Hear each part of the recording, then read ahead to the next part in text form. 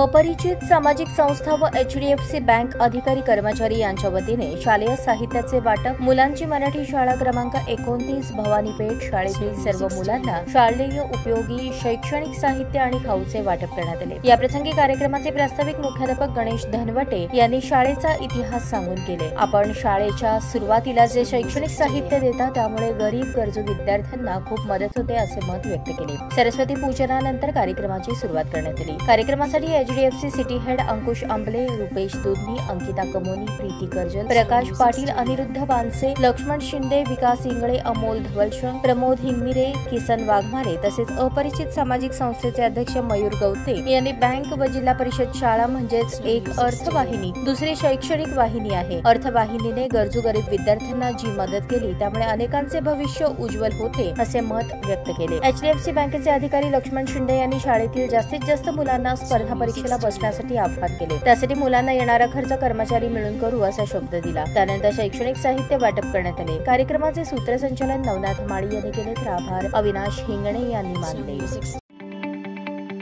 ताज्या बातम्या पाहण्यासाठी प्राईम महाराष्ट्र न्यूज चॅनलला सबस्क्राईब करा।